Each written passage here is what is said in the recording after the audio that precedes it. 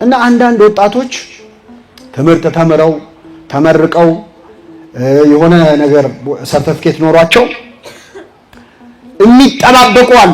በህይወታችን ውስጥ የሆነ የምንጠባበቀው ጠበላል እንዲፈውሰን ማለት ተማሪው ሲቪል ያስገባና እስኪደወልለት ይጠብቃል ቁጭ ብሎ። ከዛ ሌላ ሰው መጥቶ ስራ የለም አትሰራም እንደዚህ አታረግም ሲለው ስራማ ፈልግ ነበር ግን ስራ የሚያስገባኝ ምን የለኝም፣ አቤት ሰው የለኝም ይላል። አዲሱ መጻጉዕ ማለት ነው። ሰው የለኝም ይላል። እንዲህ እንዳላረግ እንዳልማር እንዲህ እንዳላረግ ሰው የለኝም ይላል። እና ደህና መካሪ ካገኘ ምንድነው መባል ያለበት? ተነሳና አልጋን አንጥፈ ከቤት ምን በል። አንዳንድ ኦፕሽኖች ይኖራል። ይሄ ሰውዬ እኮ እግር ስለሌለው ነው። አንተ ለምንድነው ጠበሉን የምታየው ቁጭ ብለህ? በህይወት ሌላ አማራጮች ሊኖሩ ይችላሉ። ለምን እድሜ ትጨርሳለህ? በዛች መንገድ ብቻ አይደለም ስራ ሊሰራ የሚችለው። ሌላ የህይወት አማራጮች አሉ፣ የህይወት መንገዶች አሉ። እስቲ ዞር ዞር ብለህ መጻጉዕ መውጣት እየፈለገ እንዳይሄድ እግር ይዞት ነው። አንተ እግር እያለ ለምን ካልጋ ጋር ትቆያለህ? ተወኝ እባክህ ሰው የለኝም ማለት እንደሌለብንም የሚያሳይ ነው። መጠመቂያው ላይ ብቻ ማፍጠጥ አያስፈልግም፣ መወሰን አለበት። መጻጉዕ ተነሳና አልጋን ተሸክመ ሂድ ሲባል ያ ሰውየም ወዲያውኑ ድኖ ተነሳና አልጋውን ተሸክሞ ሄደ። አንድ አሁን 38 ዓመት እግሩ ሽባው ነው የኖረ ሰው ተነሳ ብትለው ምንድን ነው የሚለው? ትቀልድብኛለህ እንዴ? እኔ እኮ ፈልጌ ያመጣሁት ነገር አይደለም። መነሳት ፈልግ እኔ አልነሳም እንዴ? እንዴት ነው የምነሳው? ማሳመን ሰውየውን ተነስ ለማለት ለማሳመን በጣም ረጅም ጊዜ ይፈጃል። ይሄ ሰውዬ ጌታ ካረገለት ተአምር በተጨማሪ እሱ አምኖ መነሳቱ ራሱ አንድ ነገር። ተነሳ ሲባል እኔ ልነሳ አላል። እንደና አብርሃምና ሳራ አልሳቀም። ትወልዳላችሁ ሲባል እኛ ነው ያለ። ልንወልድ ሳቀች፣ ጓዳ ገባ። ሚስት ሳራ እንደ አባቷ ባሏም ስቋል። አብርሃምም እየሰገደ ሳቀ ይላል። እስኪ በሉ እየሰገደ ስግደትና ሳቅ አብሮ ሄደ። አሳቀው ትወልዳለህ ሲባል። ሳራ ደግሞ ጓዳ ሆና ሳቀች። እንደ ሳራ ለምን ሳቀች አለ እግዚአብሔር። ኧረ አልሳኩም ማለት የለም ሳቅሽ እንጂ አላት። ኧረ አልሳኩም። ከማን ጋር የምትከራከረው? ከእግዚአብሔር ጋር። እግዚአብሔር ልብን የሚሰማ አምላክ። እሷ ጓዳ ገብታ ሳቀች አልሰ ያውቃል። እና ያስቅ ነበር ለብዙ ሰው። ተነሳ ካልጋ ሲባል መነሳት እምነት ይፈልጋል። አምኖ ተነሳ። ይህ ሰው ወዲያውኑ ዳነ፣ አልጋውን ተሸክሞ ሄደ ይላል። የእግዚአብሔር ስም የተመሰገነ ይሁን። ሁለት ነጥቦች እናንሳና የዛሬ ትምህርታችንን እናበቃለን። ይህ ሰውዬ አልጋውን ተሸክሞ ሲሄድ አይሁድ በጣም ተበሳጩ። መቼስ እንደ አይሁድ በጣም አስገራሚ ፍጥረት የለም። አልጋውን ተሸክሞ የሄደበት ቀን ሰንበት ነበረ። ምን ነበረ? ሰንበት። ያም ቀን ሰንበት ነበር። ስለዚህ አይሁድ ይላል የተፈወሰውን ሰው ሰንበት ነው አልጋ ልትሸከም አልተፈቀደልህም ማለት። እስቲ እግዚአብሔር ያሳያችሁ። አንድን ሰው መቼስ ይሄንን መጻጉዕ የማያውቀው ሰው የለም። ቤተሳይዳን የረገጠ ሰው ሁሉ ያውቀዋል። ለምን እዛ ተኝቷል አይደል? ስንት ዓመት ሙሉ ያውቁታል። መንገድ ላይ ሲያገኙት አሁን እናንተ 38 ዓመት ሙሉ መንቀሳቀስ የማይችል የነበረን ሰው በእግሩ ሲሄድ ስታዩ አልጋ ተሸክሞም ቢሆን ማለት ስታዩ ምንድን ነው የምትሉት?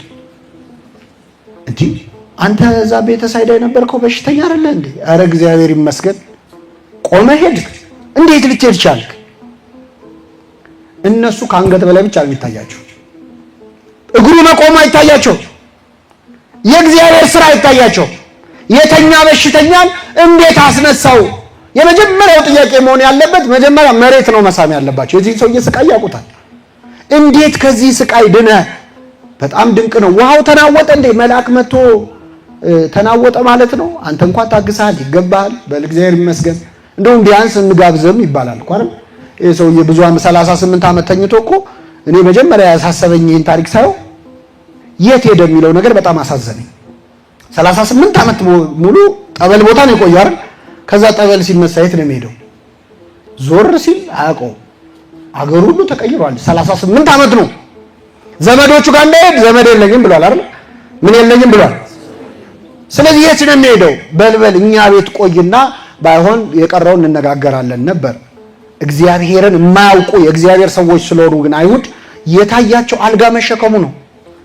እንዴት ተሸከም ካሉት ጥቃቅን ጉዳዮች የሚታየው ሰው አለ። ከሰው መዳን በላይ ጥቃቅን ጉዳዮች የሚታይ ጎሽ እንኳን ዳነ እንኳን ተመለሰ፣ እንኳን ተፈወሰ፣ እንኳን ንስሐ ገባ፣ እንኳን ወደ እግዚአብሔር ቤት መጣ የሚለውን ትቶ ጥቃቅን ጉዳይ ያየ የሰው ልብ የሚሰብር ተናጋሪ አለው።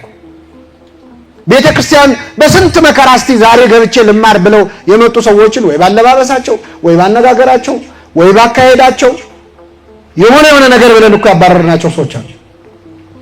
እንደዚህ ተለብሶ ነው የሚመጣው ምንላቸው ማለት እግዚአብሔር ይምጡለት እንጂ ሰው ክርስትና ከገባው አይደለም ጸጉሩን መቆረጥ አንገቱን አይቆረጥ ይቆረጣል አይቆረጥ። እኛ በር ላይ ነው የሆነ ቼክ ሊስት ይዘን ቆመን ሰው ምናባረው አንቺ ሁለተኛ እንደዚህ ይደረጋል እና እንዴት አልጋን ተሸከም ካሉት ይሄ አይሁድ አንዱ ጸባይ ነው። እስቲ ምንልሳቸውን ላንብብላችሁ። ሰንበት ነው አልጋን ልትሸከም አልተፈቀደልህም ማለት እርሱም ያዳነኛ ሰው አልጋን ተሸክመ ሂድ አለኝ አላቸው። እስኪ በሉ ያዳነኛ ሰው አልጋን ተሸክመ ሂድ አለኝ ማ አቤት ያዳነኝ ያ ሰው። ቀጣዩ ጥያቄ ምንድን ነው?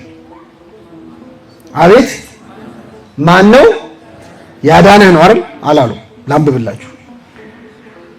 ያዳነኛ ሰው አልጋህን ተሸክመ ሂድ አለኝ ብሎ መለሰላቸው። እነርሱም አልጋህን ተሸክመ ሂድ ያለ ሰው ማን ነው አሉት። ያዳነህ ማን? እንግዲህ ቶት ፓተርኑን ስታዩት የጥያቄውን ፓተርን ስታዩት ምንድነው ያለው? ያዳነኛ ሰው አልጋህን ተሸክመ። ቀጣዩ ጥያቄ ምንድነው? ማን ነው? እሷን መስማት አይፈልጉም። አይሁድ መርጠው ነው የሚሰሙት፣ መርጠው ነው የሚጠይቁት። ይገርማችሁ፣ በጣም ብልጥ ናቸው። የጌታን ማዳን መስማት አይፈልጉም። ማን ነው ያዳነህ ላለ ማለት ማን ነው አልጋህን ተሸክመ። እንደዚህ ፎልት ፋይንደር ከመሆን እንደው እንከን ፈላጊ ከመሆን እግዚአብሔር ይሰውራል። ዝም ብሎ በቃ ከእያንዳንዱ ጥሩ ነገር ውስጥ ከፈውስ ውስጥ እኮ ከመሃል ክፋት የሚያወጣል። ከፈውስ ውስጥ ተንኮል ከመሃል የሚያወጣ ያን ማረጉን ደግሞ እንደ መንፈሳዊነት የሚቆጥር ሰው አለ። አንድ ውዲ አለን የሚባል ኮሜዲያንም ጸሐፊም ነው። ምን አለ መሰላችሁ? ትችት ማለት ነቀፋ ማለት ይላል የነቃፊው የህይወት ታሪክ ነው ይላል። እየሰማችሁ ምንድነው የነቃፊው ታሪክ? ዞን ሪላየብል ፎርም ኦፍ አውቶባዮግራፊ ይላል። ግለ ታሪኩን ነው የጻፈው። ማለት በህይወቱ የገጠሙትን ነገሮች ንግግሩ ላይ ተዋል። አንተን ሲተች የእሱን ዲስአፖይንትመንት ያንተ እዛ ትችት ውስጥ ታገኘዋል። እና አይሁድ የዚህን ሰውዬ ፈውስ ማመስገን ሲገባቸው አልጋን ተሸክመ ያለ ሂድ ያለ ማን ነው አሉት። ያም ሰው ይላል ብዙ ህዝብ በዛ ስፍራ ነበሩና ኢየሱስን ፈቀቅ ብሎ ነበረና የፈወሰው ማን እንደሆነ አላወቀም ይላል። ያዳነንን ካለማወቅ በቸርነቱ ይሰውረን። ህዝብ ብዙ ስለነበር አላወቀውም ማለት አንዳንዴ ግርግር ክርስቶስን ይሸፍንባል። ሆያ ሆየ ክርስቶስን ይሸፍንባል። ሸፈነበት። አላወቀም ማን እንደፈወሰው አላወቀም ይላል። ክርስቶስም ወቀኝና ላድና አለ ማለቱ እዚህ ላይ ማድነቅ አለብን። አልጋህን ተሸክመ ሄድ አለው። አልጋውን ተሸክሞ ሊሄድ ሲል ቆይ ከመሄድ በፊት ማን ነው ያዳነህ ብትባል ማን ልትል ነው? እኔን በደንብ ወቀኝ ብሎ አላስተዋወቀው። ማዳኑን እንጂ መታወቁን የሚፈልግ አምላክ አይደለም። እኛ ብንሆን ለክሬዲቱ ነው የምንጨነቀው። ለትንሽ ለሰራናት ነገር ቤት በኩል መጀመሪያ መጨረሻ ከዛ ከጀርባ ስማችን ካልተነሳ በጣም አስቸጋሪ ነው። አምላካችን ግን አድኖት ሂድ ብሎ ትቶት ነበር፣ አላወቀው። መጨረሻ በመቅደስ አገኘው ይላል። እቺን ቃል እኔና እናበቃለን። በምን አገኘው? በመቅደስ አገኘው። ክርስቶስ ሁላችንንም አድኖናል። ከ38 ዓመት አልጋ ብቻ ሳይሆን ከሲኦል ባርነት ነው ነፃ ያወጣን። ያዳነን አምላካችን እኛን የት ነው የሚያገኘን? ሲፈልገን መቅደስ ነው የሚያገኘን አይደለም። ዳንኩኝ ግን መልሼ በኃጢአት ወደቅኩ ይላል ቅዳሴያችን። ካዳነን በኋላ ያዳነንም አለማወቅ ደግሞ ያዳነን አምላክ በማይፈልገን የት ነህ ስንባል እዚህ ነኝ ለማለት በምናፍርበት ቦታ ላይ እንገኛለን። ይህን ሰው አገኘውና ክርስቶስ ምን አለው? ከዚህ የሚበልጥ እንዳይደርስብህ ደግመህ ኃጢአትን አትስራ። ይህችን ቃል በሉ። ከዚህ የሚልስ እንዳይደርስብህ ደግመህ ኃጢአትን ምን አትበል አትስራ። እግዚአብሔር ደግመን ኃጢአት እንዳንሰራ ሁሉ የሚጠይቅ አምላክ ነው። አሁን ሁላችንም የቻልነውን ያህል የመጣልንን ያህል ውስጣችን ያሰኘውን ያህል ኃጢአት ሰርተናል። እግዚአብሔር ምን እንደሚፈልግ ታውቃላችሁ? ከዚህ በኋላ የሚብስ እንዳይደርስብህ ደግመህ ምን አትበል ኃጢአትን አትስራ። እስቲ ይብቃ። አሁን አንዳንዴ ልጆች ውሃ ሲጠጡ አይታቸዋል። ሊሚት የላቸው ዝም ብለው ይጋታሉ። እንትኑ ደስ ይላቸዋል። ይሄ የውሃው መንቆርቆር ደስ ብሏቸው ይጋታሉ። ምን ትሏቸዋላችሁ? እንደዛ ሲሆን በቃ እግዚአብሔር ኃጢአትን እንደ ውሃ ስንጠጣ የሚለው ምን መሰለህ? በቃ እስቲ የስካው ያለፈው ዘመን ይበቃችኋል። የአሕዛብን ፈቃድ ያደረጋችሁበት በዝሙትም በመዳራትም የሥጋ ፍላጎትም በመከተል የሄዳችሁበት ያለፈው ዘመን ምን ይላል? ይበቃል። እስቲ ደግማ ኃጢአትን አትስራ። አሁን በሰራው ኃጢአት የምታፍር የምትሸማቀቅ ከሆነ እግዚአብሔር አንድ ነገር ነው የሚለው፣ እስቲ አትድገመው። እሺ አንዴ አድርገዋል አይደል? በቃ እኛ ግን አንዴ ገብቼበታለሁ። አሁን ልክ ጾም ላይ ለምሳሌ ሰው ተሳስቶ የሆነ ነገር ይበላል አይደል? ውይ ገደፍክ ብሎ ወርሙን ይበላል። ግን እግዚአብሔር ምን እንደሚፈልግ ታውቃለህ? አንዴ ጎረስካል፣ በቃ ደግመህ እንዳጎርስ ነው። ገብቷቸው እዛው ላይ አቁሞ ኃጢአትንም እስካሁን የሰራው ጥሩ አይደለም። አዎ ያዝናል። ግን እስካሁን አንዴ ገብቼበት ሰው እሳት እጁን ቢያቃጥለው ገብቼ አንዴ ከተቃጠልኩ አይቀር ብሎ ልብሱን አውልቆ ይገባል? የቀረው አካሉን ይጠብቃል። ስለዚህ በኃጢአት የተቃጠለ ማንነታችንን ለጊዜው ይብቃኝ ብለን ቢያንስ ከዚህ በኋላ ኃጢአትን እንዳንሰራ የሚፈልግ ድጋሚ እድል የሚሰጥ አምላክ ነው። ለሁላችን ይህንን ይስጠን።